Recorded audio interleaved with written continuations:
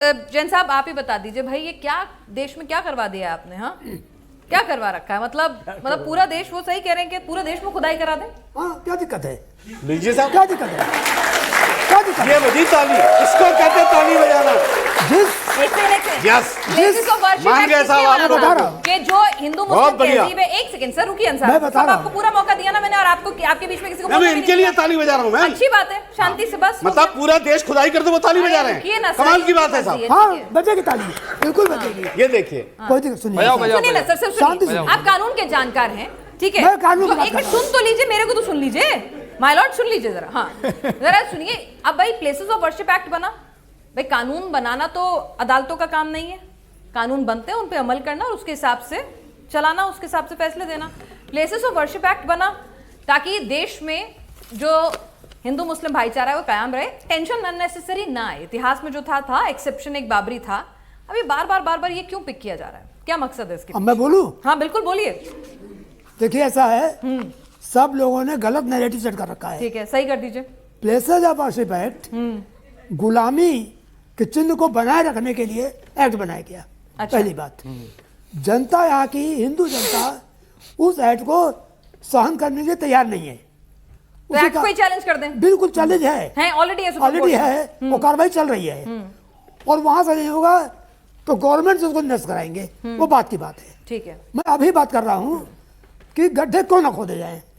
जितने प्रेम से सारे मंदिरों को आपने तोड़ा है, हजारों को, तो क्यों उनको हजारों को वापस पैसे डाल रही है? तो इतिहास में ही जीते रहे सर।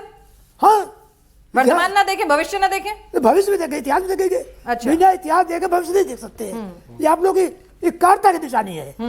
जो लोग इसका विरोध करते हैं कि आप मंदिर पुरानी मत लीजिए, वो कायर है। और अब आज का हिंदू कायर नहीं है, आज का हिंदू जगह का हिंदू है। एक बात। दूसरी बात, हमने जितनी कार्रवाई की है सब कोर्ट के थ्रू की है। ठीक है, कोर्ट के थ्रू। अगर मैं कुदाल लेके पहुंचूं और मस्जिद में तोड़ना शुरू करूं, आप कहीं मेरी बात समझ में आती है? समझ गए। नहीं जा सकते।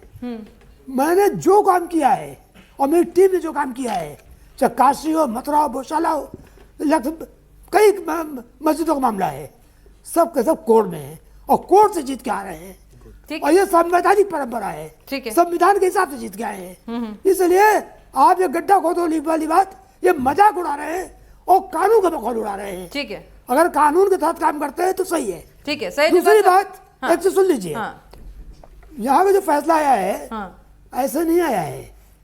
242 पेज का जजमेंट है।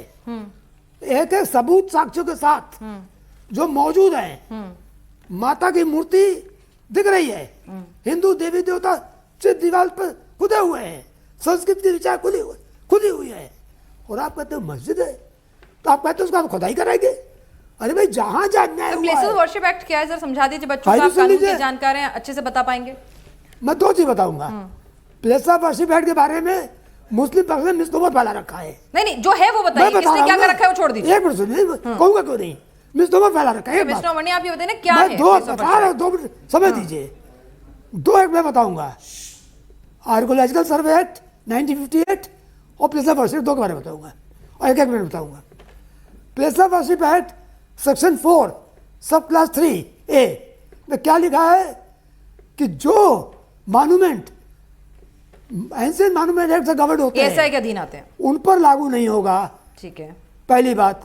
तो प्लेस ऑफ वर्शिप भूल जाइए, जितने केस मैं बता रहा हूँ ये सब एंशिएंट मॉन्यूमेंट एक्ट से गवर्न है। ठीक है, ये एडमिटेड फैक्ट है, इसमें कोई डाउट नहीं है। दूसरी बात, एंशिएंट मॉन्यूमेंट एक्ट में क्या लिखा है, सेक्शन 16 सब क्लास 1 में, कि जो धार्मिक स्थल हैं, जो भी मॉन्यूमेंट है, उनमें पूजा या कोई भी धार्मिक कृत्य जो रिलीजियस कैरेक्टर बिल्डिंग का है उसके खिलाफ नहीं किया जाएगा। ये एक्ट में लिखा हुआ है। ठीक है, तो आप जो भी कर रहे हैं कानून के हिसाब से कर रहे हैं। जवाद साहब ये बता दीजिए कि भाई इसमें अब फिर मुसलमानों को दिक्कत कहाँ और क्यों हो रही है? सारे मदनी साहब हों, वैसी साहब हों, तमाम लीडर्स जो हैं बहुत नाराज हो रहे हैं। वो कह रहे हैं भाई कानून है, हमारे को उसमें सेक्शन नजर आया, हमने पढ़ाई की, हमने अपील की और हम केस जीते हैं। भाई देश तो ऐसे ही चलेगा ना। जी, बहुत बहुत धन्यवाद सभी को। मेरा जय हिंद, जय संविधान। बात का आगाज़ फिर अपने एक शेर से करता हूँ कि हमें महसूस किया जाए खुशबू की तरह, हम कोई शोर नहीं है जो सुनाई देंगे। हमें महसूस किया जाए खुशबू की तरह, हम कोई शोर नहीं है जो सुनाई देंगे। और फैसला जो कुछ भी लिखा है पहले से के खिलाफ आप क्या खाक अदालत में सफाई देंगे? हम तो ये कहते चले आए हैं, प्लेसेस ऑफ वर्शिप एक्ट की दुहाइयां देते चले आए हैं, कहां सुनाई हो रही? कौन सुन रहा है?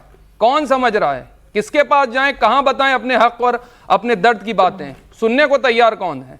पॉलिटिकली आप देखें जाकर के मुसलमानों को बिल्कुल दीवार से लगा दिया गया, सोशली आप दीवार से लगाते चले जा रहे हैं। अधिकारियों का रवैया आप देख लीजिए कैसा है, मुसलमानों के प्रति दीवार से लगाते चले जा रहे हैं। मीडिया का रवैया कैसा है, वो दरवाजे से लगाते चले जा रहे हैं। और तो और अब अगर हम अदालतों से अपनी गुहार लगा रहे हैं, वहां से भी दीवार से लगाते चले जा रहे हैं। कौन से हक और इंसाफ की बात करें? अदालत पे भरोसा करना पड़ेगा ना सर। नहीं भाई, अब तो यहाँ सुप्रीम कोर्ट के जज के ऊपर जूता निकाल लिया जाता। हम तो भरोसा कर रहे हैं। 6 दिसंबर 1992 को हमने तो करा था ना भरोसा। कोर्ट के अंदर हलफनामा देख करके लोग मुकर जा रहे हैं, उनसे क्या कहेंगे? सुप्रीम कोर्ट के अंदर बाकायदा ये कहा गया कि 1991 का प्लेसेस ऑफ वर्शिप एक्ट ये बेसिक स्ट्रक्चर का हिस्सा है, उसको मानने को तैयार नहीं हो रहे। माने कहां पर? क्योंकि इंसाफ की बात नहीं हो रही। आप बात करें कि पूरे हिंदुस्तान को खोद डालीजिए, हाँ खोदना चाहिए, सब तालियां बजा रहे थे। बच्चों का मुस्तकबिल आप खोद डालेंगे, और अगर खोदने का इतना ही शौक है ना, तो फिर पुष्यमित्रा शुंग तक पहुंचेंगे, जिसने लाखों बौद्ध मठों को तोड़ दिया, ध्वस्त कर दिया। और आप फिर जाकर के निकालिएगा 2 साल से 2 लाख साल पहले, 3 लाख साल पहले, घुस जाइए जाकर के 5000 साल पहले की बात कर रहे हैं। जैन मंदिरों को कितना तोड़ा गया, ठीक है, उसकी बात नहीं करेंगे आप वहां पे। अच्छा, ये इतिहास पकड़ते, बहुत सिलेक्टिव इतिहास है। ये मुगलों का इतिहास पढ़ते हैं, अंग्रेजों का नहीं पढ़ते आप।